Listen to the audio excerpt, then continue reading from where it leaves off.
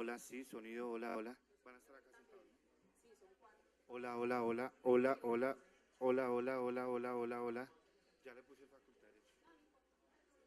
Hola, hola, hola, hola. Sí, si quieres regálame esa foto. Hola, hola. Sonido, sí, uno, dos, tres, sonido, hola, hola, hola, hola, hola. Hola, sí, sonido, hola, hola, hola, sí, sonido.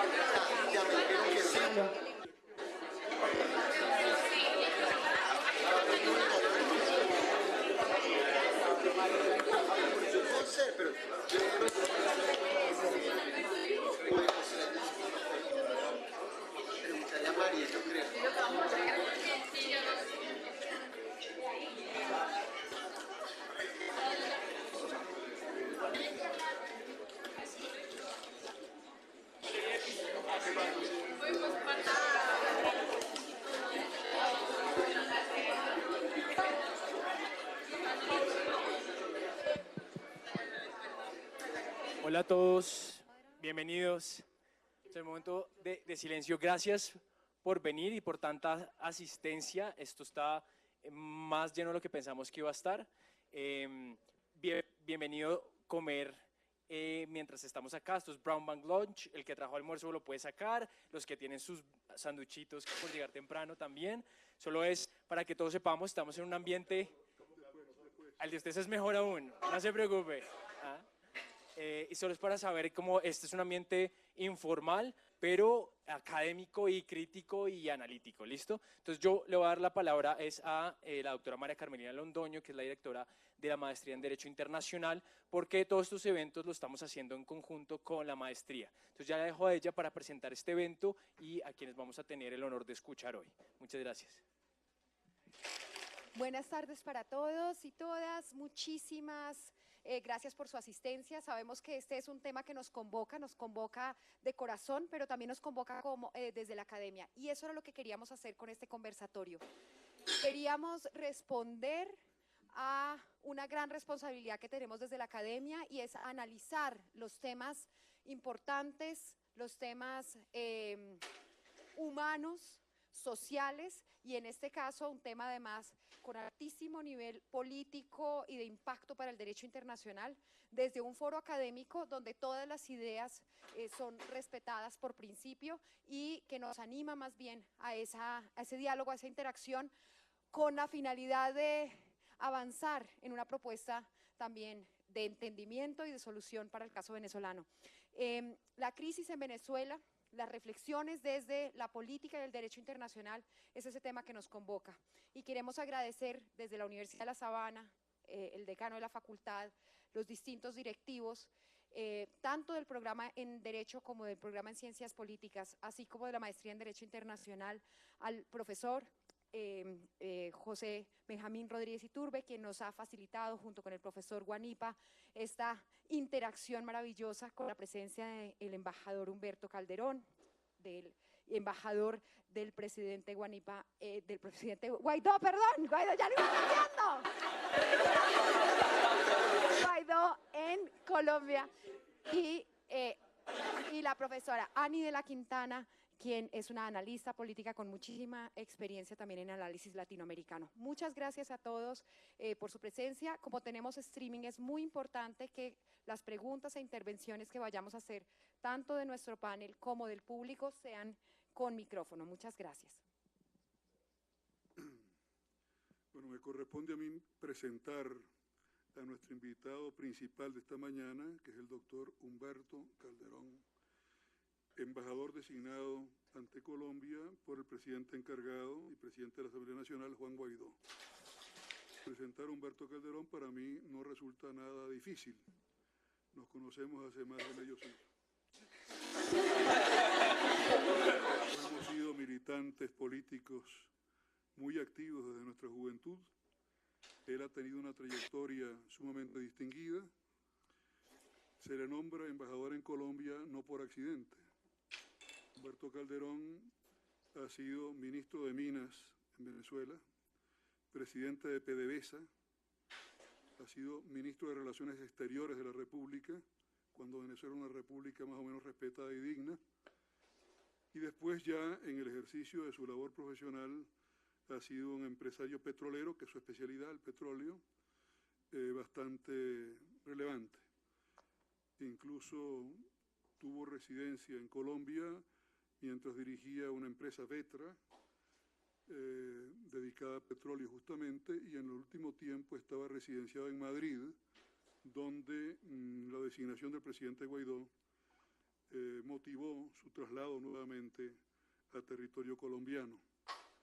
Yo diría que ha sido una designación muy acertada primero porque ya vivió en Colombia, segundo conoce el medio político y económico colombiano y puede en un momento tan difícil para la vida de Venezuela sobre todo, pero con incidencia en la vida de Colombia, hacer una labor que todos deseamos que sea espléndida. O sea que bienvenido, doctor Calderón Berti, y tiene usted la palabra porque han venido a escucharlo usted y no a mí. Muchas gracias. Muchas gracias por la cordial invitación de la Universidad de La Sabana. Muchas gracias a la doctora María Carolina Londoño. Debo empezar diciendo lo siguiente, que yo me siento particularmente emocionado de estar aquí hoy, porque como decía el doctor Rodríguez Iturbe, Pepe, como lo llamamos nosotros toda la vida, somos amigos de hace muchísimos años, hemos luchado en la política venezolana durante muchísimos años, y aquí estamos, continuamos tratando de hacer algo por nuestro país desde Colombia. Igual con Gustavo Guanipa, fui amigo de su padre, prematuramente desaparecido, paisano maracucho del doctor Rodríguez Iturbe, y ambos, tanto Pepe como Manolo Guanipa y yo, militamos en la democracia cristiana en Venezuela en los años 60 y 70 y 80 y 90 y 2000. Muchos años. Me decía un amigo mío en días pasados, me decía, a mí me llaman el gocho, pues soy andino. Me decía, gocho, nos estamos poniendo viejos. Y decir, peor están los que no llegaron. Llegamos a viejos, pero aquí estamos para servir. Mire, la verdad es que no estaba dentro de mi radar venir a trabajar como diplomático. Nunca he sido diplomático. Por un accidente, o lo que ocurre en nuestros países, fui ministro de Asuntos Exteriores cuando Chávez dio el golpe. Posteriormente fui llamado por el presidente Pérez para que lo acompañara como ministro de Relaciones Exteriores. Y a pesar de mi dilatada carrera profesional, que es el petróleo desde muchacho, pues nunca estuvo en mi radar ser embajador. Yo pensé que me había ido de Colombia a venir de visita, pero me ha tocado tener que venir acá en labores de trabajo. Y le debo decir en primer lugar lo siguiente. Yo, como todos los venezolanos que aquí residimos, estamos profundamente agradecidos del gobierno y del pueblo colombiano, o de los gobiernos y del pueblo colombiano, por la extraordinaria acogida que aquí nos han dado. El drama que vivimos en Venezuela ha sido de unas proporciones apocalípticas, por decirlo menos. 1,5 millones de venezolanos viviendo en Colombia no es cualquier cosa. Alemania, que es la tercera economía del mundo, recibió en su mejor momento 500,000 de refugiados sirios, y en total recibieron como 1,5 millones, pero en más tiempo y con una economía mucho más sólida que la colombiana.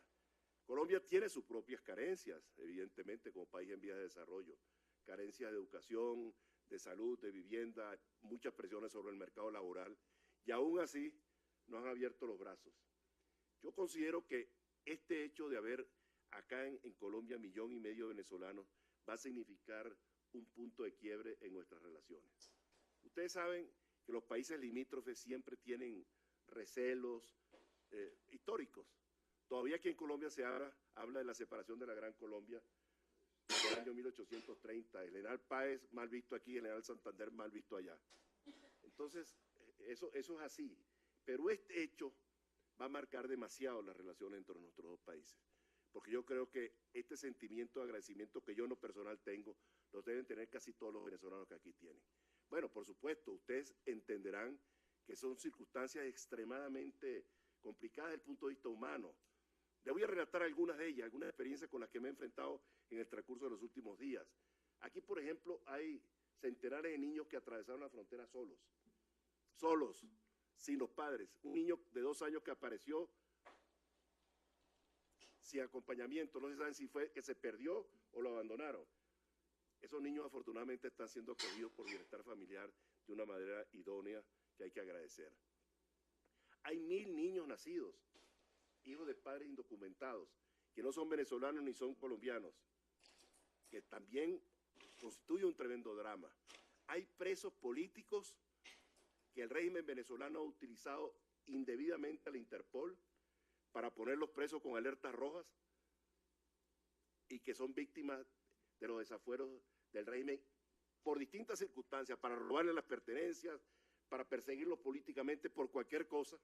Aquí está la señora Mora, cuyo marido está en ese trance y nosotros estamos tratando de ayudarlo. Pero es un drama humano. Si yo le preguntara a la señora Mora hoy, ¿cuál es el problema más grave que existe en Colombia? Diría, el de que tiene mi marido. Y ahí es donde tenemos que situarnos cada uno de nosotros. El problema de cada quien es el problema más importante que existe para el ser humano. La gente que anda en la calle, deambulando porque no tiene trabajo, porque no tiene oficio, porque no saben hacer cosas. Bueno, esa gente también su problema es poder vivir ese día, comer ese día, llevar un pedazo de pan al hijo. Y hay muchos acá en Colombia. Le comentaba yo a Pepe y a Gustavo hace rato que tenemos un drama, yo creo, en esta audiencia, pedir cierta indulgencia para ellos. Todo el venezolano que tenga menos de 30 años, el régimen tiene 20, que tenga menos de 30 años, no ha vivido sino eso. En un país sin ley, en un país donde no existe la institucionalidad, en un país donde no hay costumbres de trabajo, en un país donde la gente se le ha acostumbrado que tiene todos los derechos, no tiene ninguna obligación, constituye un tremendo problema para nosotros. ¿Cómo vamos a administrar eso después? ¿Cómo se inserta esa gente en la sociedad colombiana? Es extremadamente complicado y eso es lo que genera, en el fondo, ciertos rasgos de xenofobia que son normales, pero son normales, entre otras cosas, por ese tipo de comportamiento, ese tipo de gente, que ellos no son tampoco ni responsables. Los responsables son los que los han conducido allí, los que los han llevado allí. ¿Me entiendes?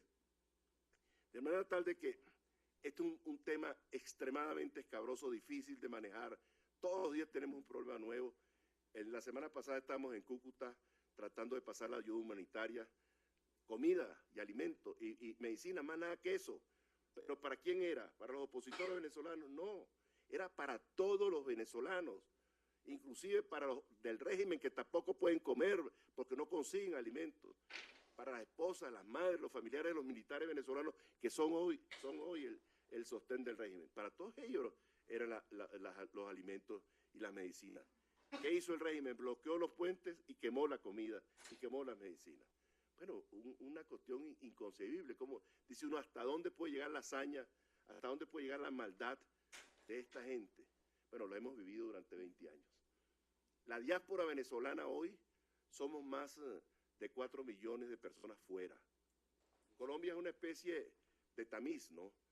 Porque viene la gente caminando, el grano grueso se queda aquí y se va tamizando hasta debajo, pasa por Ecuador, Perú, Argentina, Chile. Los que llegan abajo son los más calificados profesionalmente y los que más recursos tienen para poder llegar. Y aquí se queda la gente más pobre, la gente más humilde, que tiene un problema gravísimo de sobrevivencia, ¿no? Pero existe en todas partes del mundo venezolano. Venezuela fue durante muchísimos años un país de acogida. ¿Cuál fue el país de América Latina que le dio refugio a los italianos, a los españoles, a los portugueses y a los judíos de la posguerra? Venezuela. ¿A qué se debe esa pujanza venezolana cuya economía creció durante 50 años al más del 6% por año? La contribución que hicieron los extranjeros en Venezuela. Eso que nosotros agradecemos y somos parte de ese mestizaje, ¿me entiende?, de haber sido Venezuela un país de acogida. Ahora estamos en una situación inversa. Ahora somos los venezolanos los migrantes. Nunca lo habíamos hecho. Cuando íbamos a estudiar al extranjero, yo recuerdo que mis compañeros, como decían ahora los muchachos, mis panas eran los colombianos. Tener una macolla ahí de colombianos y de venezolanos. Los venezolanos desesperados por regresar y los colombianos queriéndose quedar en cualquier otro país porque no hay oportunidades aquí en Colombia. Vea, muchos de esos fueron a Venezuela, hicieron su familia allá y allá están, ¿no? Y otros se han regresado para acá, para Colombia. Ahora, como todo en la vida, han sido años de lucha, de sacrificio, de vicisitudes, de una tragedia para nosotros. ¿Cuántos amigos nuestros han muerto? ¿Cuántos jóvenes venezolanos han muerto en las calles tratando de defender su libertad? Jóvenes que no vieron otra cosa sino esto, pero porque tenían la enseñanza de sus padres y sus familiares, salieron a defender una democracia que no conocieron. Porque que nosotros salgamos a defender la democracia la vivimos, contribuimos a su desarrollo, contribuimos a su asentamiento, pero que unos jóvenes que llegaron a luchar, presidente Guaidó tenía 15 años cuando esta gente llegó al poder, ¿me entiendes? Entonces, Guaidó no había visto otra cosa. Entonces uno se pregunta, ¿y por qué estos jóvenes han defendido con tanto vigor, con tanta fuerza, con tanta valentía la democracia? Porque tenían la enseñanza de sus padres. Decía, y voy a pronunciar una palabra gruesa, pero que usted la pronuncia con mucha frecuencia. Decía una joven en el avión cuando veníamos de Cúcuta para acá, hay que ver que estos venezolanos sí son berracos. Porque decía, mientras más plomo le echan, más para adelante van. Bueno, así están los jóvenes nuestros en la frontera defendiendo su democracia. Democracia que no conocieron, ¿entiendes? Democracia que no vivieron. Entonces uno se pregunta, ¿y esa gente por qué defiende la democracia? Porque sus familiares vivieron en democracia y le enseñaron valores y principios. Nosotros cometimos graves errores en nuestro país y vemos con preocupación y con angustia cuando en otros países se cometen los mismos errores que nosotros cometimos.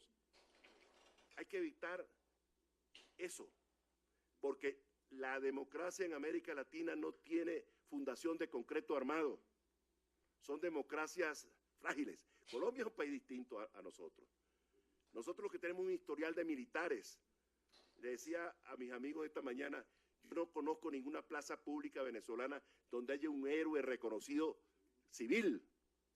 Los héroes nuestros son todos militares con charreteras y eso marca un país. Lo marca indebidamente, porque es muy fácil destruir. Los militares están hechos para destruir. Construir un país es una cosa muy complicada y muy difícil. Mucho trabajo, mucha dedicación, mucho ahínco, mucho sacrificio para construir. ¿Entiendes? Colombia es un país de civiles. Ustedes han tenido una dictadura militar que fue un accidente, nosotros no. La democracia nuestra fue un accidente durante 40 años. Y esos han sido los mejores 40 años que ha tenido la historia republicana venezolana. ¿Por qué? Porque la gente estudió. Cuando yo me gradué de bachiller, en Venezuela habían 3 universidades. Hoy hay más de 100 universidades, sin contar los grupos, los núcleos universitarios. Se consolidó una sólida clase media, pero cometimos errores graves. La corrupción, el desdén por el pobre, la poca conciencia de la sociedad y los sectores altos de la sociedad sobre la necesidad de la equidad, porque los países son sólidos, los países son estables en la medida en que tenemos una sólida clase media, con equidad, con justicia, con oportunidades para todos. Y eso es fundamental. Y no caigamos en la tentación de crispar la política, del todos contra todos, de las calificaciones mutuas que se producen en nuestros países, que hacen un tremendo daño a la democracia. Porque ¿qué es lo que ocurre con eso? Las descalificaciones hacen que los oportunistas, los trepadores, los populistas, los enemigos genuinos de la democracia penetren, insurjan, como ocurrió en Venezuela, porque Chávez no fue sino un accidente de eso, la descalificación entre los partidos, la poca contemplación y la poca sanción con la corrupción, el poco miramiento hacia el pobre. Si nosotros queremos tener países estables, necesitamos forzar la creación de clase media. Necesitamos hacer que el pobre tenga las mismas oportunidades que tiene el de la clase media y el de la clase alta. Es la única forma como nosotros logramos países estables y democracias estables. Esta tragedia que hemos vivido, finalmente estamos viendo, como dicen, luz al final del túnel. En 2 meses hemos logrado hacer lo que no habíamos logrado hacer durante 20 años. Afortunadamente hemos tenido la solidaridad de muchos países del mundo y el reconocimiento de más de 50 países. Un apoyo popular muy grande dentro del territorio nacional, esa es la verdad. Lamentablemente todavía una cúpula militar corrupta que sostiene al régimen. Y el planteamiento que hemos hecho es muy simple. Señores, pónganse del lado de la Constitución, defiendan la Constitución y las leyes, no den un golpe de Estado, simplemente hagan respetar la Constitución y las leyes. Y uno se sorprende a veces cuando ve en los medios de comunicación, cuando hablan del presidente Guaidó, el presidente que se autoproclamó. No. Lo que ocurrió en Venezuela el año 2018 fue un proceso electoral absolutamente viciado desde sus orígenes, contra la Constitución convocada por un poder ilegítimo como la Asamblea Nacional Constituyente.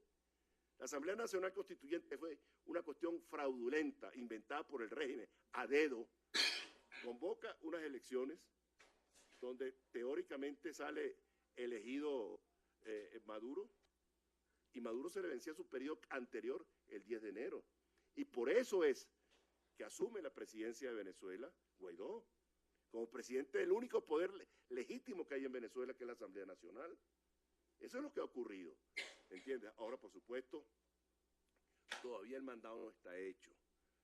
Tenemos que seguir con la presión internacional, las sanciones al régimen venezolano, no al pueblo venezolano, sino al régimen venezolano. Continuar con la lucha de calle, continuar con la presión internacional para que se produzca el desenlace que todos aspiramos. La tarea que está por delante, gigantesca, porque tenemos que hacer un país de nuevo. El país está destruido en sus cimientos, destruido en su institucionalidad, no existen instituciones. Todo, absolutamente todo, y ustedes que estudian Derecho lo saben mejor que yo, no existe separación de poderes, no existe equilibrio, no existe balance de ninguna naturaleza. El régimen controla el Poder Judicial, controla la Asamblea Constituyente, afortunadamente que no ha sido reconocida por la comunidad internacional, controla el Poder Electoral. Entonces la gente dice, bueno, ¿y por qué no convocar a unas elecciones? Pero, bueno, aquí hay presos políticos que los han encausado y han puesto alerta roja de Interpol, para que ustedes vean hasta dónde se llega al extremo, porque querían controlar la Federación Venezolana de Triatlón. Entonces dice, bueno, ¿y qué tan importante para un país puede ser eso? Porque el régimen es, en esencia, estalinista, porque lo que quiere es controlarle al ciudadano todo, absolutamente todo. Si usted quiere trabajar, tiene que trabajar porque yo le proveo el trabajo, entre comillas. Si usted quiere comer, yo le doy el alimento. Usted no puede tener absolutamente libertad para nada, porque todo está condicionado a su apoyo que usted me dé. Si usted no me apoya, usted no tiene vida, usted no tiene pasaporte, usted no tiene documento de identidad, usted no puede movilizarse. Usted va con un pasaporte vencido y si usted es enemigo del régimen, no le renuevan el pasaporte. No puede viajar, no puede movilizarse, no le dan pasaportes nuevos. Es un verdadero drama lo que está ocurriendo. Ahora, lo que sí tenemos que hacer es prepararnos para la reconstrucción. La primera cuestión que tenemos que hacer es reinstitucionalizar el país, porque el país está deshecho en su institucionalidad. No existe institución en Venezuela. Y luego, lo más complicado de todos es rehacer al país desde el punto de vista moral y ético, porque esos valores se perdieron absolutamente. Cuando uno oye los escándalos, y ahora en la posición donde estoy, que tengo mucho acceso a información, bueno, la gente habla como si fuera nada, robos, comisiones de $1.000 millones. Esta mañana me fueron a ver para hablarme de un caso de $7.000 millones. Un caso de corrupción de $7.000 millones. Imagínense lo que esto significa cuando la gente no tiene que comer, cuando la gente no tiene medicinas. Bueno, y el reto que se presenta en el país es grandísimo en sus distintos aspectos. Habrá que alimentar a la gente, lo cual pasa por que haya un sistema agropecuario fuerte. Colombia tiene un rol importantísimo que jugar en la reconstrucción de Venezuela.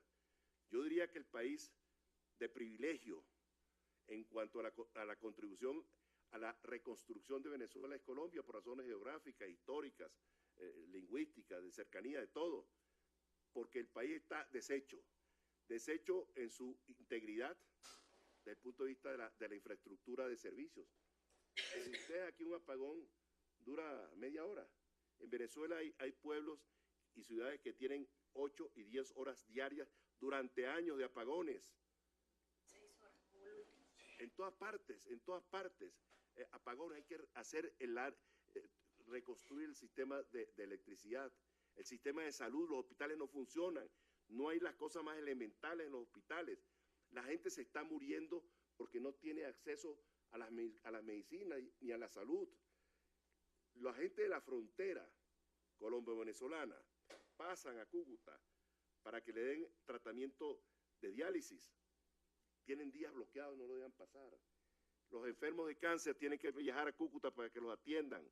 3.500 niños venezolanos son atendidos en las escuelas de Cúcuta.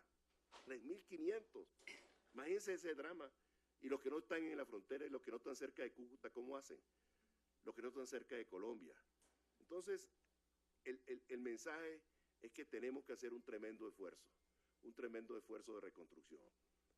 Repito, el más grave, el más intenso, el más retador, el más difícil es reconstruir moral y éticamente a la población venezolana, que no tiene sino malas prédicas, malas enseñanzas del régimen durante tantos años. Que eso va a ser complicadísimo. Bueno, y por eso contamos con los jóvenes. Yo creo que los jóvenes venezolanos que están al frente de esta lucha van a hacer una contribución importante. Claro, en el entendido que es bastante distinto protestar que gobernar.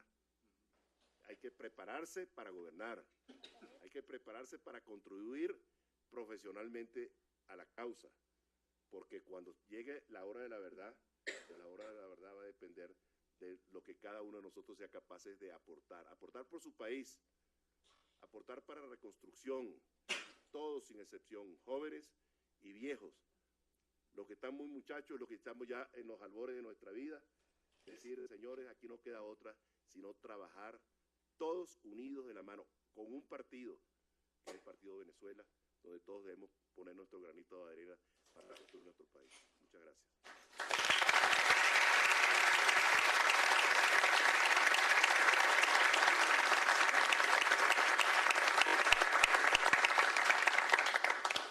Doctora de la Quintana tiene la palabra. Gracias. ¿Se escucha? Sí. Muchas gracias por la invitación, muy honrada de estar aquí. Yo quiero hablar básicamente de 4 temas, los cuales ya ha tocado el embajador de alguna manera. El primero es sobre la crisis política y social. El tema económico creo que es ampliamente conocido por todos. ¿Cómo fue que Venezuela llegó a una crisis en la cual se está hablando más o menos desde el 2014? Son varios años ya de hablar de crisis, pero realmente el tipping point se ha dado en el último año y mucho más en los últimos 2 meses. El otro punto del que quiero hablar es sobre la transición desde el autoritarismo, sobre la influencia de los Estados Unidos en la política latinoamericana y en la transición que podría darse en Venezuela en los próximos días, meses, y el liderazgo no solo de Juan Guaidó, sino de la Asamblea Nacional y de los nuevos liderazgos que puedan salir más adelante. Para no ser muy amplia en mi exposición, porque creo que tenemos mucho de qué hablar, cuando hablamos de la crisis política, quiero contarles un poco cómo es que desde la ciencia política hemos venido entendiendo el régimen y la política en Venezuela. Ha habido un deterioro democrático, más o menos hasta el año 2014, donde aún podía hablarse de un sistema político autoritario, pero todavía dentro de los esquemas de lo que son la democracia. El año 2000 todavía se tenía un régimen democrático con todas las falencias, pero había cierta competencia, había todavía capacidad de expresar de la opinión pública. El año 2005, en la ciencia política lo conocemos como la democracia delegativa, cuando ya se impone una nueva constitución, la cual hoy paradójicamente se habla mucho de respetar la constitución, pero fue una constitución impuesta por Chávez y aprobada para satisfacer las necesidades del momento. Después se habla de un sistema político autoritario más o menos desde el 2013 y un sistema de régimen autoritario desde el 2014. El año 2013, después de la muerte de Chávez o del anuncio de la muerte de Chávez, hubo una elección en la cual ganó, entre comillas, la ganó Maduro, con un régimen, con un margen sumamente estrecho, por lo tanto muy cuestionable.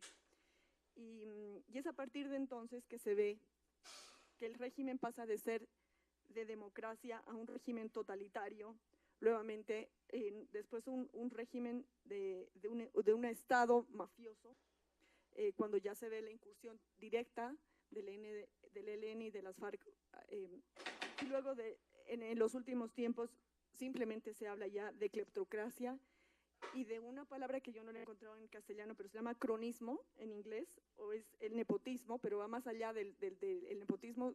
Cuando hablamos de nepotismo hablamos de favorecer a los familiares. Allá se habla de cronismo, que es favorecer a todas las personas cercanas, amigos. Entonces, todo este deterioro de la democracia hacia un régimen autoritario,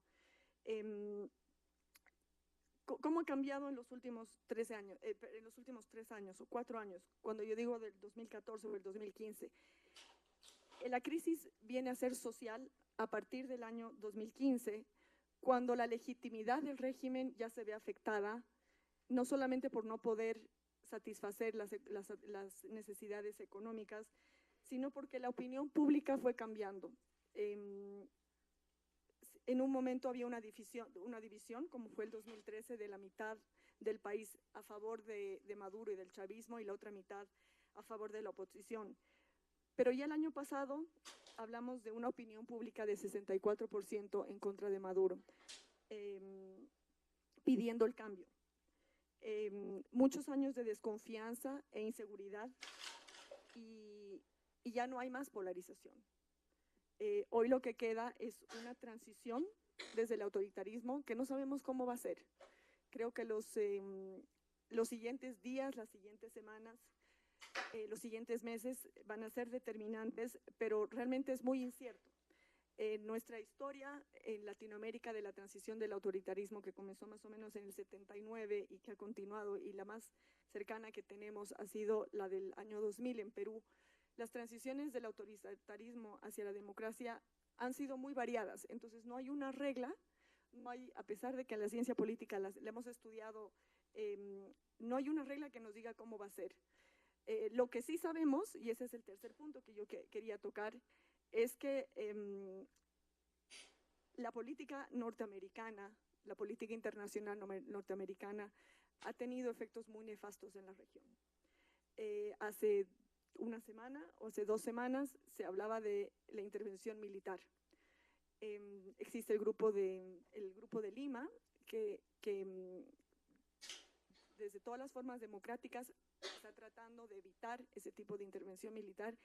Y tenemos en Estados Unidos una persona muy peligrosa, el presidente Trump, cuya agenda en la política internacional es muy ambigua. No podemos dejar de pensar que en este momento él ya ha comenzado una campaña política, hay elecciones en Estados Unidos el próximo año, y la agenda que él tiene es una agenda muy lejana a los intereses de Venezuela o a los intereses de la región. Por todo lo que sabemos, es una agenda muy nacionalista, en contra de la inmigración, es una agenda donde pone mucho énfasis en la lucha contra las drogas e inclusive en contra del comercio internacional. Y en la última intervención que tuvo el día 18 de febrero, en la que habló específicamente de Venezuela, en el día que en Estados Unidos se conoce como President's Day, habló de socialismo en América. Es porque el presidente Trump ya está en campaña política. Y entonces fue muy conveniente para él utilizar el caso de Venezuela y decir, miren lo que ha hecho el socialismo para su propia agenda. Entonces, me parece que es muy peligroso en este momento hablar de una intervención militar con fuerza promovida desde los Estados Unidos, cuando existen otros mecanismos como el Grupo de Lima y todos los esfuerzos que se están haciendo desde Venezuela para que la transición ocurra. Finalmente, y el último punto que quería tocar es sobre el tema del liderazgo. En las transiciones el tema del liderazgo es sumamente importante. Y tenemos a una persona que es Juan Guaidó y a una Asamblea Nacional que en este momento lideran esa transición. La transición no ha sido promovida desde adentro, desde el oficialismo, sino desde una Asamblea Nacional que, como bien decía el embajador, es la única autoridad legítima en este momento. Entonces, existen muchas expectativas sobre el tipo de liderazgo que el presidente Guaidó tiene como presidente interino, y lo que se venga más adelante también va a ser muy complicado, porque en la experiencia que tenemos de transiciones hacia la democracia hay también reversos, o sea que puede ser que las diferencias y los acuerdos que puedan llegarse con los militares allá en Venezuela de diferente rango, de diferentes estratos y grupos, pueda dar lugar a lo que conocemos también como democradura, o sea, democracias muy autoritarias o dictaduras blandas. En el caso de Chile, por ejemplo, hemos tenido a un presidente, a Pinochet, que que estaba todavía a cargo del aparato militar por 8 años. Entonces, vemos que las transiciones no son fáciles, no existe una receta para la misma, y lo que se viene para Venezuela todavía queda mucho por ver. Doctor Guaripa, tiene usted la palabra. Muchas gracias a todos por su presencia y muchas gracias también a la profesora María Carmelina Londoño, que tuvo la iniciativa de organizar este evento y que nosotros pues agradecemos especialmente porque de alguna forma es una manifestación de apoyo a todo lo que estamos pasando en Venezuela. Yo vivo aquí en Colombia, como ustedes saben, pero uno no se puede despegar de lo que pasa en su país. Agradezco también muchísimo la presencia del doctor Humberto Calderón Berti, que para nosotros es un privilegio tenerlo acá. El privilegio de tener al doctor Rodríguez Iturbe, todos los días lo tenemos, y eso es una de las cosas, yo creo que fue lo único bueno que hizo Chávez.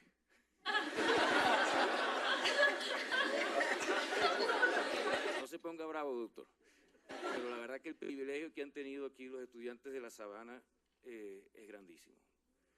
Y también que yo agradecer también a la doctora Ani de la Quintana, que también ha aceptado y participar aquí en este conversatorio y que ha dado un resumen muy interesante desde el punto de vista de la ciencia política, de esos hitos fundamentales que son los que nos han traído a este momento tan aciago de la historia venezolana. Yo trato en mis clases, que hay unos cuantos alumnos míos, de no hablar de temas políticos, y solamente destino el primer día, que es el día de la presentación, para decir un poco por qué estoy aquí y qué pasa en Venezuela, etcétera, ¿no? Después no tocamos el tema, salvo que algún alumno me haga la pregunta, y usualmente lo que hacemos es que nos quedamos después de clase y conversamos un poco sobre eso.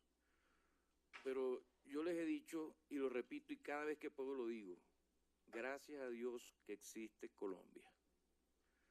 Si no fuera por Colombia, muchísima gente, 3 millones, no sé cuántas personas, bueno, 1,5 millones se dice aquí, pero todos por lo menos los que han pasado, porque imagínense ustedes que el gobierno colombiano dejara pasar a los colombianos a otros países. Pero gracias a Dios existe Colombia. Así como gracias a Dios en su momento existió Venezuela, que le sirvió de protección a tantos colombianos, amigos nuestros que incluso se quedaron en Venezuela. No se han venido para acá todavía, algunos se han venido, otros no. Pero gente con quien uno convivió y que fueron buscando en Venezuela lo que ahora nosotros estamos buscando aquí en Colombia. Me gustó mucho la participación del doctor Humberto Calderón, porque fue una participación en donde trató de mostrarles a ustedes un poco lo que está pasando. Porque sería egoísta de parte nuestra quedarnos con tantas experiencias tan negativas que hemos tenido y no alertar a los pueblos hermanos de lo que les puede pasar. Los venezolanos que estamos aquí, sabemos que nosotros decíamos, eso no va a pasar en Venezuela, eso es en Cuba. Nosotros somos venezolanos porque teníamos una autoestima, bueno, nosotros tenemos petróleo, nosotros tenemos hierro, tenemos aluminio, tenemos pesca, eso no va a pasar aquí. Y pasó peor, porque ahora Cuba está mejor que nosotros. Cuba está mejor que nosotros. Esos apagones de los que habla el doctor Calderón Berti. Nosotros venimos de Maracaibo. El doctor viene de Boconó, que allá hay frito, ¿no? El doctor también viene de Maracaibo, pero ya tiene unos cuantos años allá en Caracas que el clima no es tan inclemente. Pero nosotros que vivimos en Maracaibo con 35, 40 grados todo el año, imagínese usted lo que significa tener 8, 12 horas sin luz. ¿Qué pasa? No hay luz, no hay aire acondicionado. No hay aire acondicionado, no hay agua, porque como no llega suficiente de la calle, perdone que cuente estas cosas así como de detalle, pero yo creo que es importante que ustedes sepan en la realidad lo que está pasando. Porque una cosa es oír la crisis que hay, la crisis que hay, la crisis que hay, pero ¿qué significa la crisis para el ciudadano común? ¿No? Que no haya comida, que tenga que perder tiempo, tenga que pedir permiso en el trabajo, y en el trabajo se lo dan porque saben qué es lo que está pasando. Para estar 3, 4 horas en una cola, en una fila, para comprar un kilo de azúcar o de leche si es que consiguen. Un país con tantos recursos como Venezuela. Pero entonces me parece que es importante que ustedes lo tengan en mente, porque no podemos seguirle dando cabida al populismo y a las mentiras de una serie de políticos, una profesión que era uno de los primeros apostolados, decía San Pablo VI, tantos políticos que lo que se dediquen es a buscar la forma de llegar al poder para enriquecerse sin importarle la necesidad de la gente. Una de las cosas que nos llevó a nosotros al desastre que tenemos es que los estudiantes, los jóvenes no se quisieron meter en política. Y ahí me incluyo yo. Mi padre, como lo decía el doctor Calderón, que fue compañero de ellos de lucha política y de partido también, nos decía, tienen que meterse en política. El que no se meta en política teniendo la inclinación, la vocación para ser político, le está dando el puesto a alguien que quiera meterse en política para enriquecerse. Aquí no hay que ser filósofo para darse cuenta de eso. Si nosotros no estuviéramos aquí ahorita, otra gente se hubiese metido aquí a estudiar o qué sé yo, a hacer cualquier cosa. Pues el que deja los espacios desocupados, se los deja precisamente a quien quiere hacer las cosas mal hechas. Para nuestra generación fue muy difícil, porque es igual a la que ustedes están viviendo. Nadie quiere ser político. ¿Por qué? Porque cada quien quiere tener un nivel de vida adecuado, y el que quiera ejercer la política decentemente no lo va a conseguir. O tiene que compatibilizar la política con el ejercicio de otra cosa. Entonces la gente no se quiere meter a política, porque dicen que eso es un desprestigio, yo prefiero ser empresario, prefiero ser abogado, prefiero ser lo que... Bueno, entonces no nos podemos quejar. Nosotros, desgraciadamente, somos culpables de modo pasivo de lo que está viviendo Venezuela. Y me refiero a mi generación, no a la generación de los doctores que bastante que sufrieron para formar y consolidar la democracia. El único periodo, como decía el doctor Rodríguez Ituro, que tuvimos, o el doctor, ya no me acuerdo que lo dijo, pero es así, 40 años de democracia denostada por este gobierno, son los mejores 40 años que ha tenido la República de Venezuela. Entonces, mírense en nuestro espejo, no se dejen llevar por lo que dice la gente, que es muy fácil ofrecer. Se ofrece lo que sea, para ofrecer no hay que hacer ningún esfuerzo, y más si tienes un don de palabra que Dios a veces, no sé, Dios no se equivoca, pero a veces pareciera que se equivoque quien se lo da. No, lo que pasa es que la libertad es absolutamente respetada por el Creador. Así que bueno, presten atención a lo que está pasando en el país. Nosotros de verdad que agradecemos muchísimo a lo que hizo el presidente Santos y lo que está haciendo fundamentalmente el doctor Duque, con toda la defensa que nos está dando y la ayuda que nos está dando. Pero para hablar un poquito desde el punto de vista positivo, afortunadamente sí estamos viendo luz al final del túnel, pero eso no puede llevarnos a quedarnos tranquilos y a celebrar antes de tiempo. Es la primera vez que tenemos en la oposición una unidad muy clara. Y hemos sido afortunados en que el presidente encargado, el presidente interino, es una persona inteligente, preparada, que tiene excelentes, muy buenas intenciones, es persona, es una buena persona. Yo siempre digo que cuando se va a contratar a alguien, lo primero que hay que averiguar es si es buena persona. Lo demás, ok, claro, tampoco puede saber quién es realmente buena persona, no viendo solamente el exterior. Pero el presidente Guaidó es una buena persona, bien intencionado, no tiene interés personal ni enriquecerse ni hacer nada, sino que tiene una vocación histórica que él sabe la magnitud de la que le ha tocado. Entonces, eso es algo muy positivo que nosotros tenemos y que a los venezolanos nos da tranquilidad y nos da mucho ánimo. Otra cosa es que él ha sido muy inteligente y ha logrado unir a la oposición, lamentablemente tan fragmentada durante tantos años. Por otro lado, tenemos por fin el apoyo internacional. Un trabajo arduo que se le debe fundamentalmente, y lo comentábamos antes del conversatorio,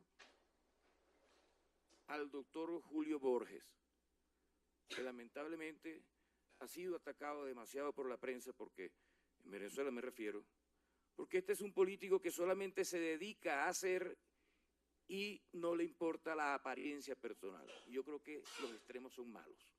Es muy malo que un político se dedique a su propio prestigio y no le importe lo que hace o lo que no hace.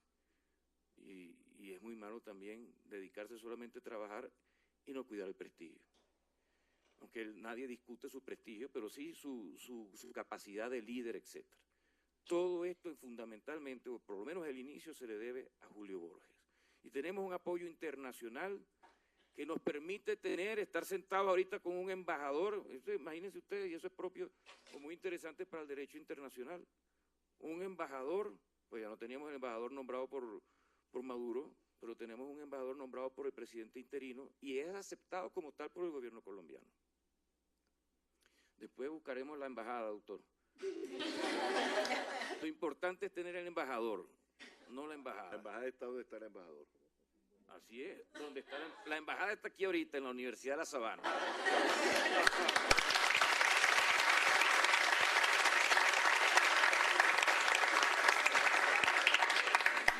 Y como cuarto elemento tenemos un programa, por primera vez tenemos un programa muy claro, que es cambio de gobierno, si todos fueran aquí, hay unos cuantos venezolanos, pero lo diríamos casi de repetido, ¿no?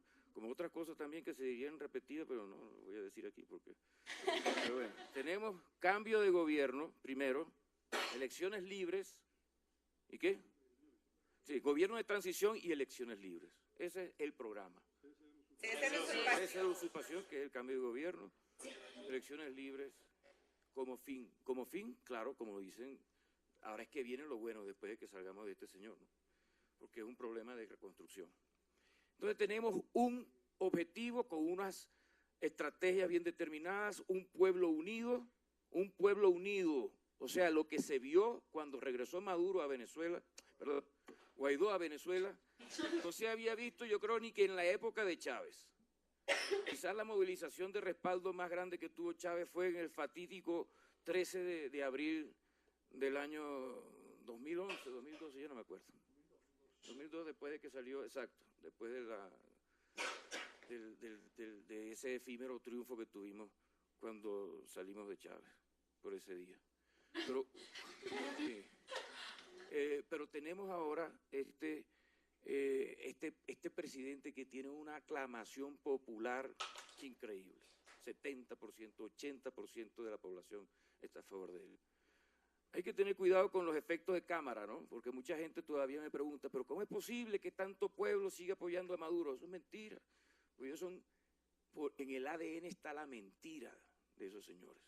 Y me van a perdonar con todo el respeto que se merecen las personas que piensan distinto a uno, pero eso es innato al comunismo. Ustedes revisen, y aquí el profesor Pepe Rodríguez nos puede dar 3.000 clases de esas muy interesantes, todas entretenidas, ¿verdad? Bueno, de todo lo que fue las dictaduras, que fueron las dictaduras comunistas en Europa del Este y en Asia. Pero no hay que ir muy lejos. Cuba, o sea, ¿quién puede decir, como dijo una vez el señor Chávez, que ayer cumplió 6 años, Dios lo tenga en la gloria, porque yo no deseo el mal a nadie? Sí, lo importante es que se lo haya llevado, ojalá que se lo haya llevado para el cielo, pero que nos lo quitó de encima. Bueno, no sé si fue él, pero yo creo que sí. Que haya dicho que Cuba era el mar de la felicidad. Imagínense ustedes el nivel de demagogia de una persona como esa. Entonces, no hay que ser muy historiador para darse cuenta del desastre que han significado los gobiernos comunistas en cualquiera de los continentes donde se haya presentado. Por eso yo, con todo el respeto, y sin que no soy norteamericano, ni pro-yankee, ni nada de eso. Pero yo no puedo dejar de alegrarme cuando el presidente de los Estados Unidos dice las cosas claras como las dice en contra del socialismo. Yo sí me alegro, porque yo sí lo he sufrido en carne propia. Mi esposa, mis hijos y los venezolanos que están acá. Nosotros sí hemos sufrido lo que es un gobierno comunista. Hay gente que dice, no, eso no es un gobierno comunista. Pero claro, lo que pasa es que hay comunismos más eficaces. El de China, que no es un comunismo, porque es un comunismo en cuanto a la tiranía, pero no hay un país más capitalista a lo externo que China, ¿no? Pero salvando ese caso, que no es comunismo, yo no conozco ningún comunismo que haya traído bienestar a su pueblo. Y como ahora la palabra socialismo se vincula, y prácticamente igual que el comunismo, salvo que me aclaren que no es el socialismo comunista, para mí todo comunismo es malo. Nadie me va a convencer de lo contrario. Y por eso yo estoy de acuerdo con lo que dice Trump. Ahora, que los Estados Unidos no son ningunos santos, obvio, no son ningunos santos. Que los Estados Unidos estaba leyendo, 48 intervenciones militares de 1894 a 1996. Así nadie puede discutir esa inclinación natural de los Estados Unidos a invadir otros países.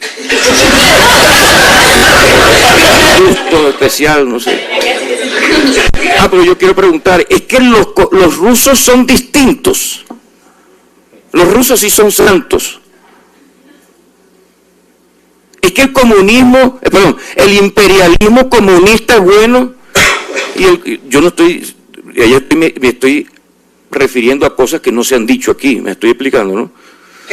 Que no vayan a... Y todo lo que digo aquí no tiene nada que ver con la representación de Venezuela en el país. Esto lo digo porque a mí me preguntan a veces que si yo quiero una intervención militar, ¿quién puede querer que un país extranjero intervenga en nuestro país? Nadie. Ahora yo pregunto, si usted tuviera un hijo secuestrado, con peligro inminente de muerte, secuestrado por una persona que ha matado a mansalva y sigue matando, y usted agota todos los medios para que se lo entreguen de buena manera por negociaciones, y no hay, dígame si usted no aprueba que la policía intervenga y que dispare contra quien haya que disparar salvando al niño. Dígame usted si no es así, porque esto, como decía la profesora María Carmelina, es un problema de humanidad, y aquí el derecho internacional, que siempre es importante, porque el derecho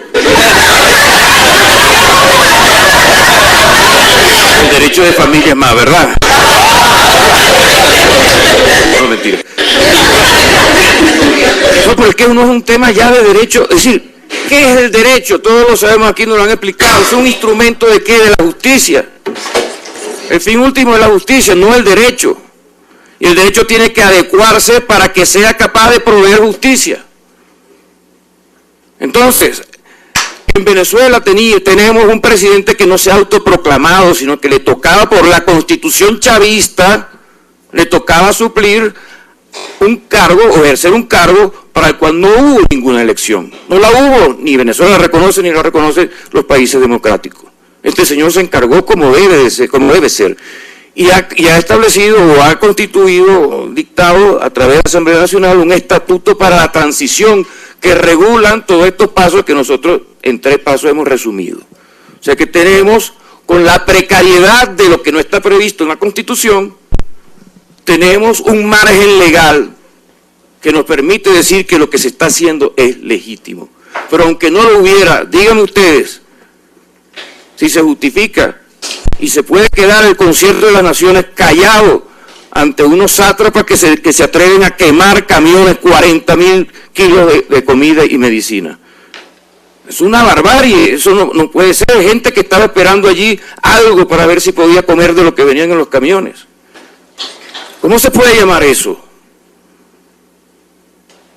Por eso yo en mi fuero interno lo digo, yo no quisiera que entre ningún militar de ningún país a mi país, a mi tierra, a Venezuela.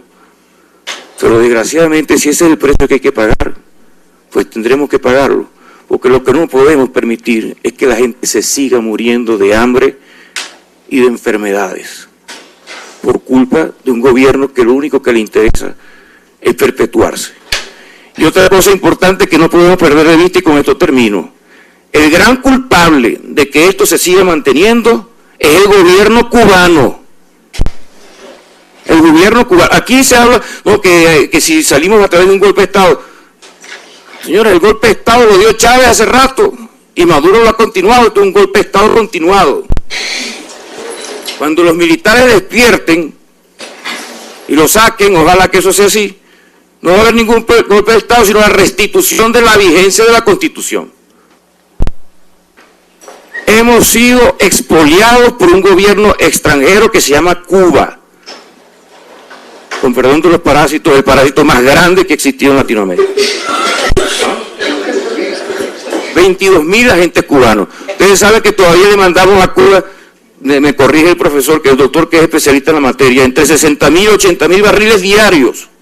El único país que no produce petróleo es exportador de petróleo. Porque consume un poquito y el otro le exporta. Pero nos paga, eso sí, que nadie diga que no nos paga. Nos paga con entrenadores, con los espías, con los médicos cubanos. ¿Cuánta gente ha matado esos médicos cubanos? Que los pobres también son víctimas, son esclavos. Porque ellos cobran, por ellos cobran no sé cuántos dólares y a ellos les pagan una tontería. Entonces, abramos los ojos. Primero, muchísimas gracias porque nos están apoyando. Sin ese apoyo, difícilmente para un ciudadano común y corriente sería muy difícil vivir. Y ustedes le están dando apoyo por lo menos a 1.500.000 personas. Y esperamos que nos sigan dando ese apoyo y esperamos que algún día podamos retribuirlo. No en una situación como la que desgraciadamente nos ha tocado vivir, sino para ayudarlos a ser mejores, más de lo que ya son. Pues es otra cosa, aquí los colombianos no aprecian su país, tienen que apreciarlo, porque uno no sabe lo que tiene, sino hasta que lo pierde. Colombia tiene muchos problemas, pero es un gran país, y además con muchísima potencialidad. Entonces, de esa manera, pues simplemente quería recordarles un poquito y que vieran cuál es la situación que nosotros tenemos y cuáles son los culpables. No se dejen nunca engañar por gente que habla bien, pero hace poco. Entonces, la Biblia lo dice muy claro, por su obra lo conoceréis. Revisen esos que hablan muy bonito y que dicen que la cosa y tal, revisen qué han hecho, ¿no? Para ver si merece que ustedes le den el voto. Muchísimas gracias y esperamos seguir contando con su apoyo.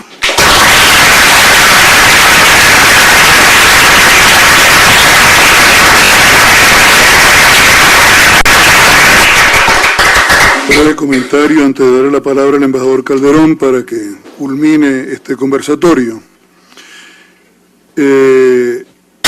Yo quería resaltar varias cosas muy puntuales. En primer lugar, que la providencia dirige la historia.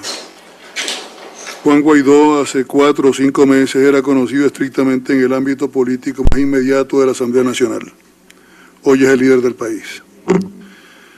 Juan Guaidó era el número 5 en la jerarquía interna de Voluntad Popular, el partido de Leopoldo López, que está preso. El segundo, Leopoldo López, es Vecchio, que ahora es el embajador de Guaidó en los Estados Unidos. El número 3 está asilado en la Embajada de Chile. Bueno, y él venía siendo el número 4, número 5. Smolansky, que también está en los Estados Unidos, que era antiguo alcalde, y era el número 5. Y nadie hubiera pensado objetivamente hace 3 o 4 meses que este iba a ser el hombre que encarnara la esperanza. De la divina providencia escoge sus medios. Ninguno de los que tenía ilusión de presidente, este a lo mejor no lo tuvo nunca, ¿no? Ni retórica presidencial, bueno, este fue el que llegó. O sea que Dios escribe derecho, no con palos torcidos, porque este es bastante recto, sino que además, al menos la lógica divina no es la lógica humana, y esto se demuestra. La lógica humana indicaba que no iba a entrar, y entró sin problemas. Y la gente de migración, bienvenido señor presidente, ¿no?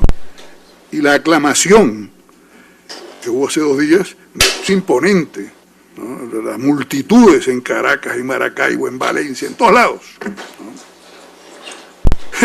Hoy estaba leyéndome el artículo de un personaje que decía que iba en el metro, y le pasan el WhatsApp diciéndole, entró sin problemas, y él miró y no sabía si pegar un grito, decir, se lo comentó al de al lado, y le dijo, es verdad. Bueno, se bajó medio metro para ir a la concentración que había en la Plaza Alfredo Sadel, donde iba a hablar Guaidó. Apenas él pegó el grito, entró. ¿Quién entró? Guaidó, vamos para allá. O sea que la Divina Providencia escoge sus personajes y les atribuye un rol concreto. Y el que no crea, pues en última instancia puede pensar, no dirá que es, diríamos, una carambola de un Maquiavelo que estaba jugando billar político y de pronto resultó, porque no es así. Objetivamente nadie hubiera pensado, digamos, la nueva directiva de la Asamblea Nacional, todo el mundo estaba desconcertado, les tocaba por turno a los partidos, Borges es el jefe del principal partido, después estaba Acción Democrática, estaba Nuevo Tiempo, estaba... Total, quedó. Segundo, la acción internacional, en la cual objetivamente Julio Borges lo mencionaba el Premio Nobel de Literatura, ¿cómo se llama? Mario Vargas Llosa, el primero que menciona en su artículo del País es a Julio Borges. Una constante dedicación dentro y fuera, ha sido agredido, le han roto la cara, ha sido presidente de la Asamblea, a lo mejor no llegará nunca a ser presidente, pero los venezolanos les tendremos que agradecer toda su labor de carpintería para que esto fuera una realidad. Estamos en un momento difícil interna y externamente. El Grupo de Lima, muchas gracias al Grupo de Lima. Efectivamente ha sido importantísimo el soporte de la región. Pero sin la política americana, el Grupo de Lima no hubiera hecho absolutamente nada. Vamos a estar claros. Es decir, Trump, el otro día hay estos memes que salen. El venezolano en medio de la tragedia tiene un sentido del humor. Hay un estado, yo lo conocí territorio federal, ahora es estado del Tamacuro, que tiene capital Tucupita. A ustedes eso no les dirá nada, a los venezolanos sí. El otro día salió un meme que decía, tendremos que cambiar el nombre, ¿no? Truncupita. A Almagro le tendremos que hacer una estatua porque se ha jugado su nombre, su prestigio, su militancia socialista. Lo votaron del Uruguay de su partido. Y es un hombre que a lo mejor no comparte mi visión de la vida. Es no solo medio agnóstico, sino incluso es vegetariano, cosa que yo no comparto. Es un héroe, caray. Y ha sabido por los principios dar la cara y jugarse la posición de secretario de la OEA, cosa que no hizo Insulza ni que hizo Gaviria, con el perdón. ¿No? Yo estaba en las manifestaciones de calle cuando Gaviria era secretario de la OEA, lo que decía, estoy supremamente preocupado, carajo. Almagro sí. Marco Rubio, quienes hemos sido amigos del exilio cubano, no ahora, desde la FEU, ¿no? La Federación de Estudiantes de Venezuela, el gran respaldo y la gran hermandad era la Federación de Estudiantes Universitarios de La Habana, ¿no? Y Marco Rubio es hijo de exilados. Él sabe lo que es eso. La primera vez que yo fui a La Habana quise visitar el sitio, la tumba de Pedro Luis Boitel, no me dejaron, ¿no? O sea que hay una hermandad venezolana con la dirigencia universitaria clásica cubana, valiente. José Antonio Echeverría, Pedro Luis Boitel. A ustedes esos nombres no le dicen nada. Para nuestra generación son mártires, ¿no? Entonces ha habido siempre una vinculación muy profunda. Ahorita, sin embargo, la injerencia cubana es tremenda. El pasaporte nuestro, las datas, usted sabe quién la tiene, Cuba, y por eso al embajador no le daban pasaporte. Bueno, yo no tenía que pagar $400 aquí y se lo quitaban cuando le daba la gana. O sea, hoy hay un resentimiento no frente a la Cuba clásica. Yo diría que todos somos caribeños. Eso aquí quizás tampoco se entiende, eso de los de la costa sí nos entienden un poco más. Pero la relación por el béisbol, por la simpatía del habanero, sobre todo el de Santiago, que es muy parecido al maracucho, ¿no? Es decir, hay una inmensa relación. Eso está viciado, ¿por qué? Por un régimen nefasto. Para tumbar a Batista murió lo mejor de la juventud cubana, ¿no? Y estos záganos tienen más de 60 años de dictadura, bueno, habiendo tronchado la vida de 3 generaciones, ¿no? Mire, yo conozco el presidio político cubano. Yo he estado visitando a las familias del presidio político cubano. Por eso me indignaba que gente que me había acompañado a mí en La Habana a visitar esas familias, a decirles que nuestro gobierno estaba haciendo por la libertad de su gente. Algunos después, tú conoces a algún antiguo compañero que es traidor, que se pasó al chavismo, ¿no? O sea que ha habido también la consecuencia y la no consecuencia. Pero a todo este grupo de gringos, yo no sé cómo será en la política exterior, pero nosotros los valoramos mucho, mi estimado doctor. No porque queramos una invasión militar ni porque digamos que Trump es una especie de académico. Habla un inglés pésimo, un inglés vasto. Yo diría la negación de lo que puede ser el tono académico. El mundo académico americano lo detesta. Sin embargo, mire, gracias a Dios que no quedó Hillary Clinton. Y que quedó una continuidad de Obama, que estaba haciendo transacciones, es decir, un plan respecto a Cuba que no se sabía para dónde iba. Los American Liberals han sido un problema respecto a nosotros. Esto nunca hubiera sido posible con un gobierno demócrata, lamentablemente. Mi opinión personal. Pero después, transición pactada a la chilena. Yo he estado visitando presos políticos en la época de Pinochet como diputado. ¿Por qué? Porque era democristiano igual que este caballero. Bustos, Ruiz Di Giorgio, Seguel, los 3 dirigentes demócratas cristianos de la Confederación de Trabajadores de Chile estaban presos.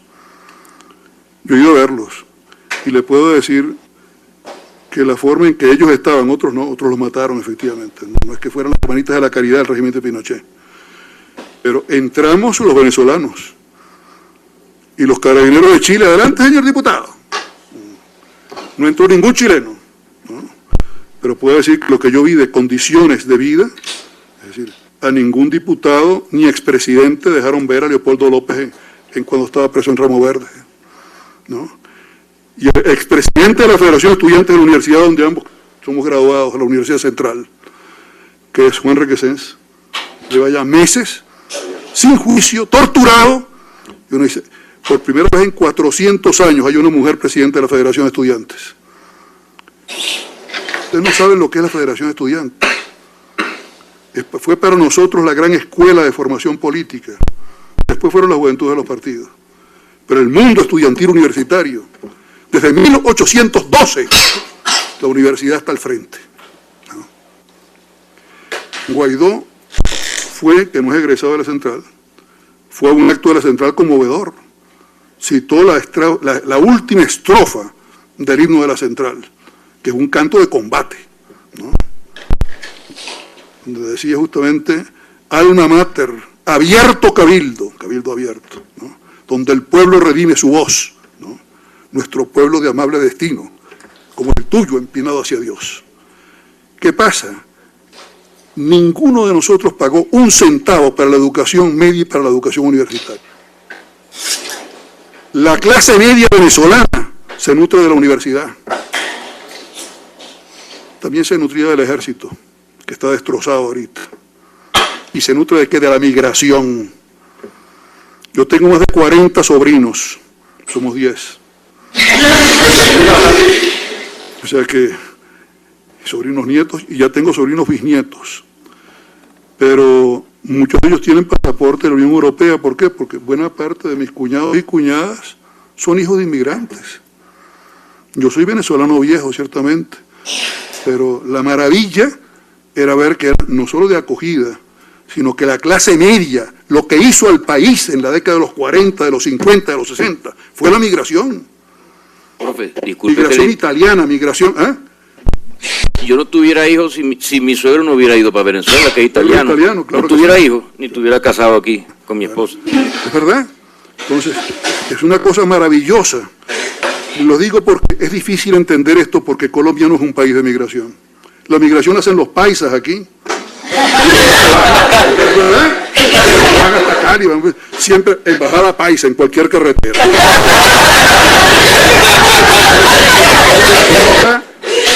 Ahora, créanme que uno se conmueve de los agradecimientos de canarios, sobre todo Canarias, España, ¿no?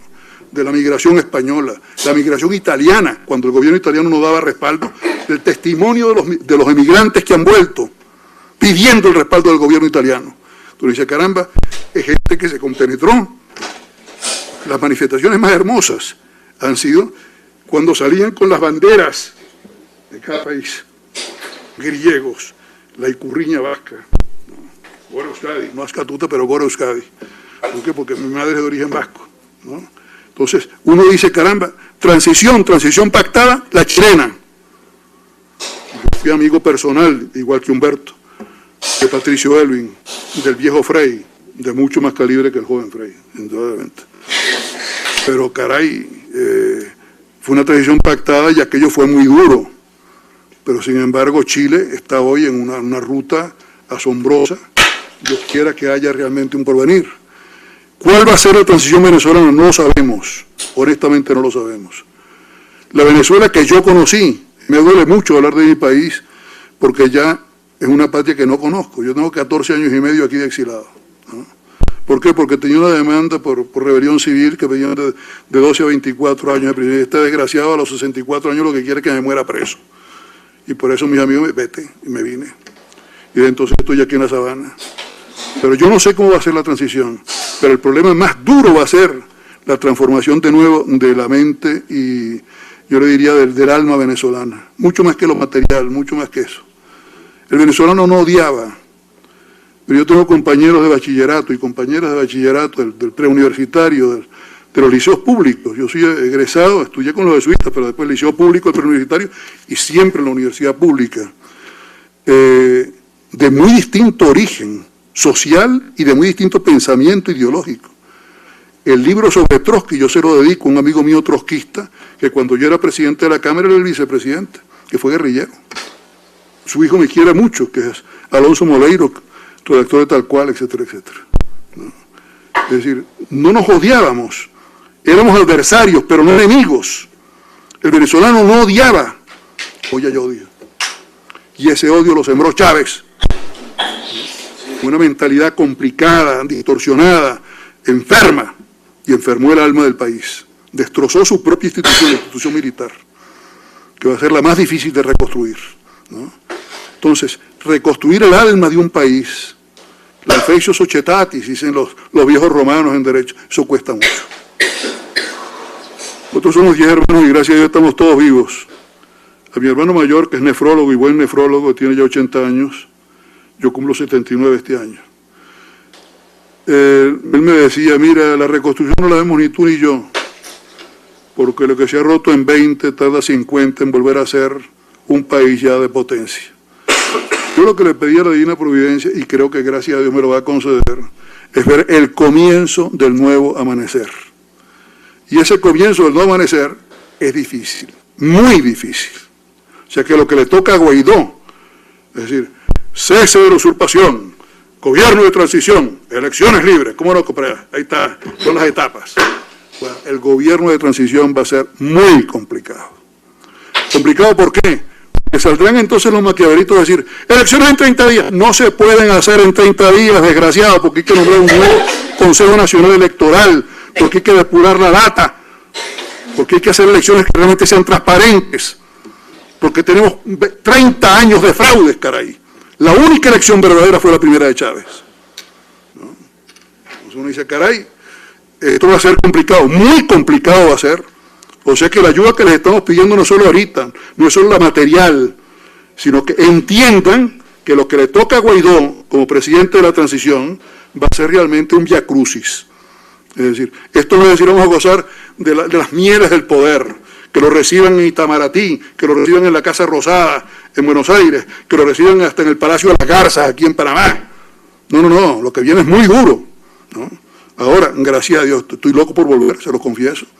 En la facultad estaba María Carmelina, yo le decía, tengo que hablar con el decano, que me sustituye, porque si esto cambia, bueno, yo no diría que en el primer avión, pero en el segundo procuraré estar de vuelta. Y es lo lógico. ¿Por qué? Porque aunque sea una patria que yo no conozco, porque tengo 14 años y medio fuera, ¿no? Porque no podía volver, ¿no?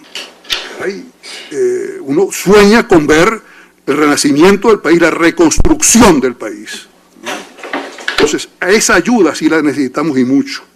O sea que la ayuda internacional y nacional no es para ahorita. Es decir, el embajador Calderón, ¿cómo no? Experto en petróleo, tal. Su ayuda para, aparte de Colombia, podrá aportar mucho en otros muchos campos, sobre todo en el sector petrolero. alguien que ha sido ministro de Minas, presidente de PDVSA, que ha sido empresario exitoso en el campo del petróleo, caramba, no está por aquí simplemente para estar tomando una copita de champán ahí en la vicepresidencia de Colombia o hablar con el canciller Holmes. Si tendrá otros destinos. Cuando estaba todavía en Madrid, yo le dije, me dicen que vas a ser el canciller de Guaidó. Y te encomiendo, le puse en un WhatsApp. Me respondió, ¿verdad? ¿Por qué? Porque la gente que va a tener esos cargos no es para gozar. Es decir, el otro día había un trabajador de la Cancillería, ahora que Guaidó convoca a la huelga escalonada de los empleados públicos. Y el embajador de la Cancillería, que es un humilde obrero, decía, han destrozado el servicio exterior. Y lo han destrozado, ¿no? Entonces uno dice, caramba, lo que viene es muy duro. La transición está en marcha. Yo sí pienso que todavía no podemos cantar victoria, pero parece que está en marcha. Pareciera que está en marcha. Lo del otro día fue un milagro, milagro. O sea que la propia familia de uno que está dentro, caray. Pero decía, bueno, mira, si entra lo ponen preso. En cuanto se va a ir lo van a matar. Yo la primera vez que fui a Filipinas, pues yo he sido dirigente internacional de la ADC también. Y en este caso iba como político, pero como testigo electoral de las elecciones de Aquino contra Marcos. ¿Cómo mataron a Aquino? Aquino era el esposo de la señora Aquino, que fue después presidenta. Volvía del exilio y apenas apareció en las escalerillas del avión, se lo bajó un francotirador. Y por eso la señora fue después presidenta de Filipinas, ¿no? Entonces decía, caramba, será Guaidó el Aquino nuestro, Dios quiera que no. Pero la verdad es que estábamos con el alma en vilo. Entonces todavía no sabemos qué pasó. Gracias a Dios que pasó. Pero entonces, ayer en la tarde todavía comentábamos algunos venezolanos, son tan perversos que algo tienen que estar planeando. Es decir, porque no se pueden quedar tan calladitos, es decir, ¿qué pasa aquí? Es decir, que Maduro diga, bueno, no importa, Miranda. Ayer estaba en La Habana, vamos a ver qué instrucción le dieron, porque el tema cubano es importante. El tema cubano es importante. No he sido tan breve como quería haber sido. Puse en el desahogo y tiene la palabra para clausurar. Muy brevemente.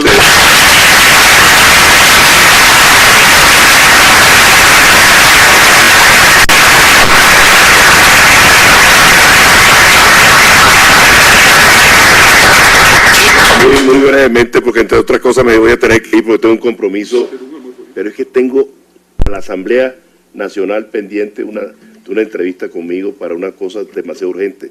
Yo me voy a tener que excusar del almuerzo, de verdad. No crea que me quiero ir porque me quiero ir, o quiero irme comido. Pero lamentablemente no voy a poder, es que ayer la aplazamos por un compromiso que tuve. Yo le dije a las 4 de la tarde estoy por allá y no quiero... Ok. Pero les quiero decir simplemente esto, ¿no? Aquí se han dicho cosas sumamente interesantes. En aras del tiempo quiero concentrarme en uno solo, el tema de la transición.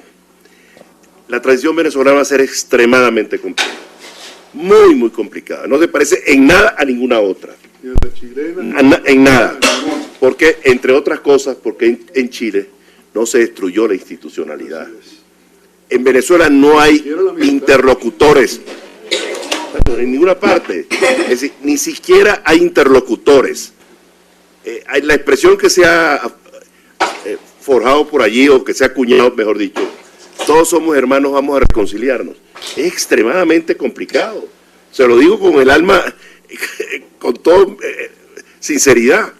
¿Cómo se reconcilia usted con unos delincuentes? ¿Cómo se reconcilia usted con quienes han llevado el país 300.000 millones de dólares? 300.000 millones de dólares.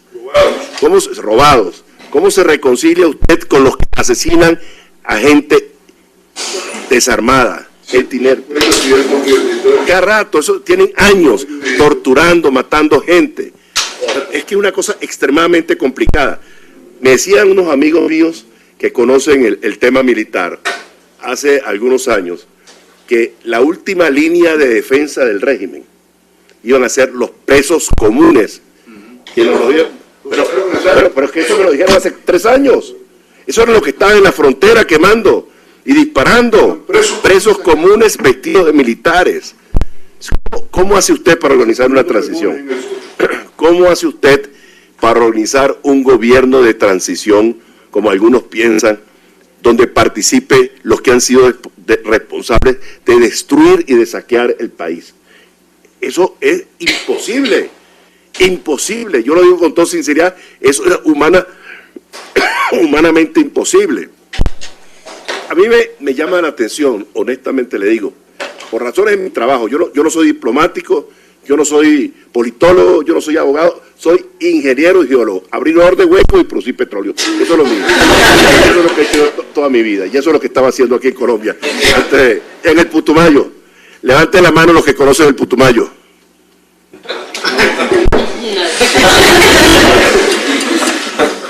Mire, Colombia no es Bogotá. Y es una de las cosas que ustedes tienen que meterse en la cabeza. Cuando usted tiene que compartir, como yo he compartido durante años, con la gente del Putumayo, que cocina con leñas, que no tienen agua, que no tienen electricidad, que no tienen escuelas, que no tienen centros de salud, que no tienen vías de comunicación, y ven pasar todos los días las tractomulas llenas de petróleo, ¿qué harían ustedes? Lo que yo dije una vez por los medios de comunicación aquí, yo también protestaría, porque no es justo lo que ellos están viviendo. Si ustedes quieren tener un país, tienen que mirar hacia allá. Y así como el Putumayo, existen muchas regiones de Colombia súper abandonadas, desasistidas. La única presencia institucional en el Putumayo eran las fuerzas militares. Y como no había institución, al otro que miraban era a nosotros, a las petroleras.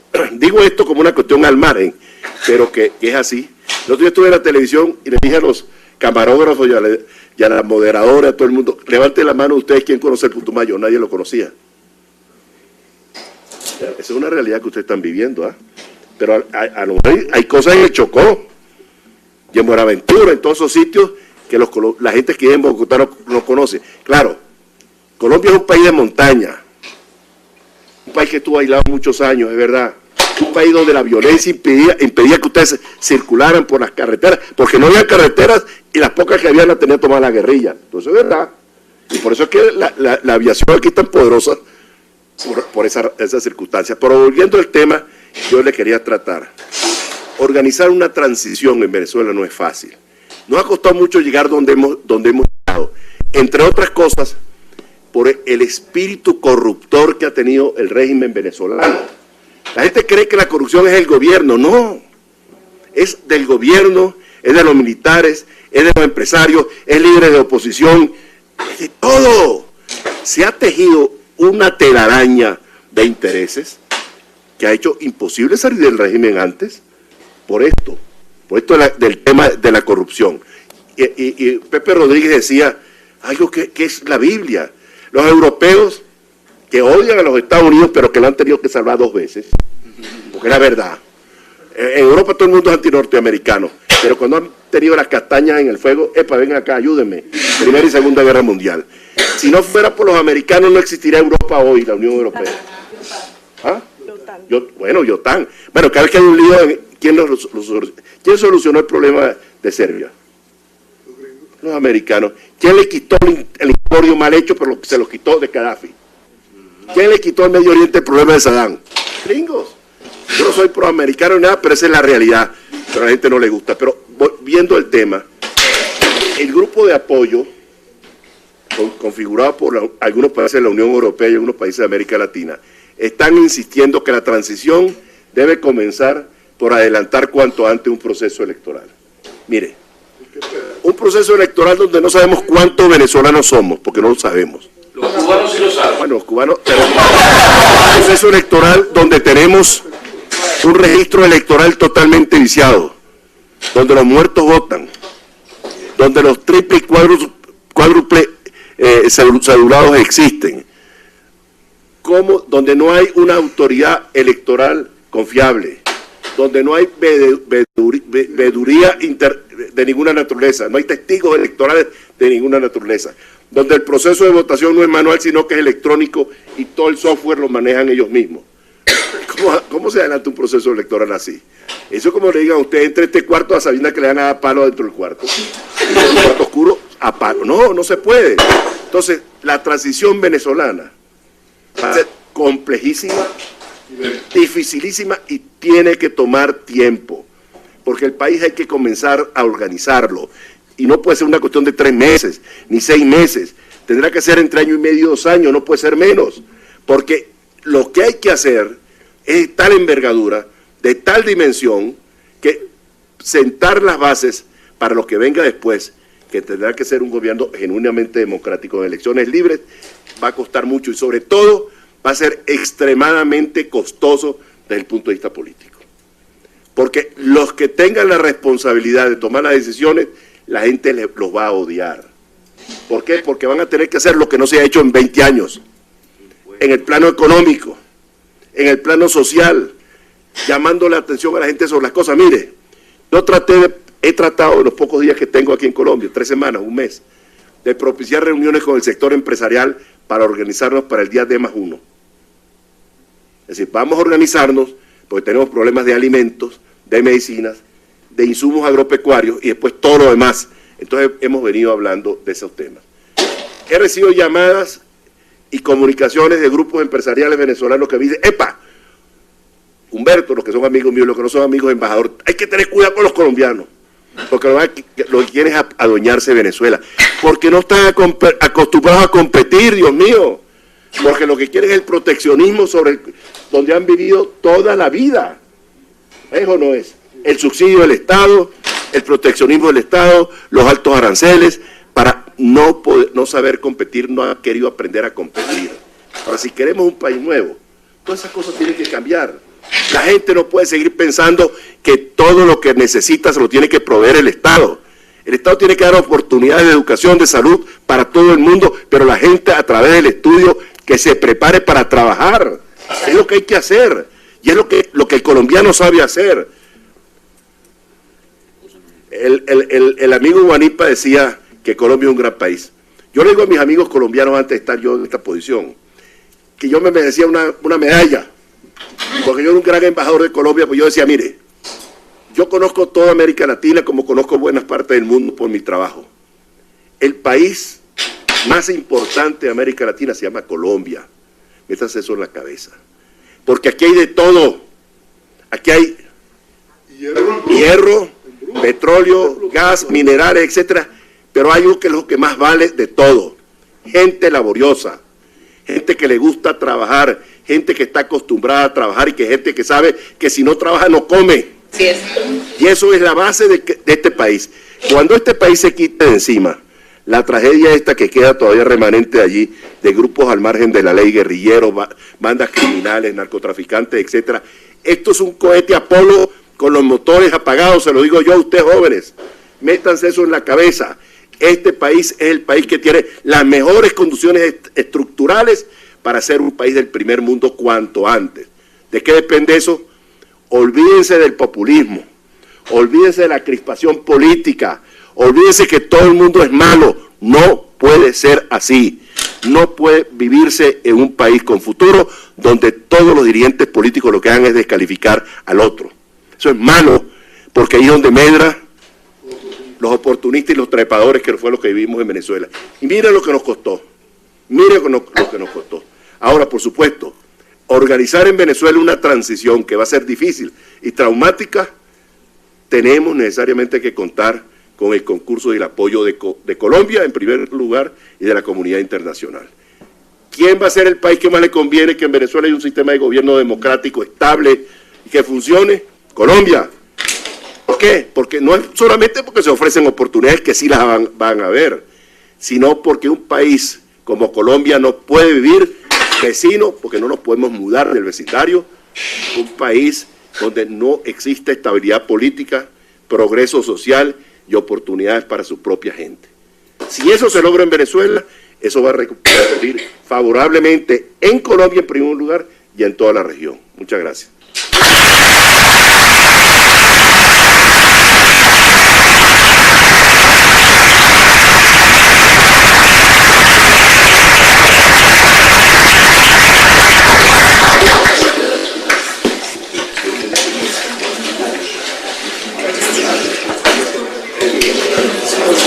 No, nosotros nos defendemos allá. Es que se puso bueno. que yo me quiero ir porque realmente no le quiero quedar. Te quedé mal ayer. Quédense ustedes. Sí, sí.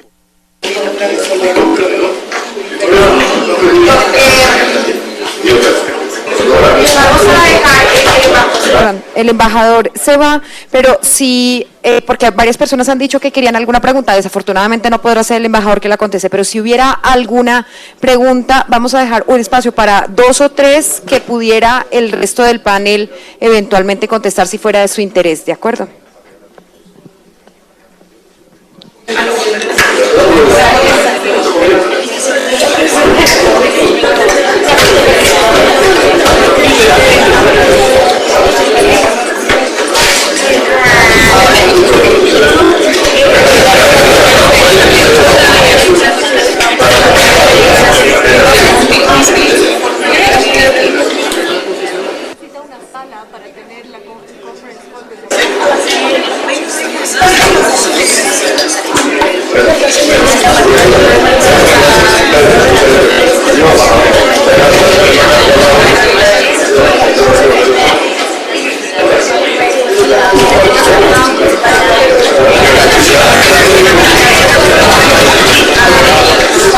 Bueno, vamos a dar por terminado el evento. Muchas gracias a todos por su asistencia.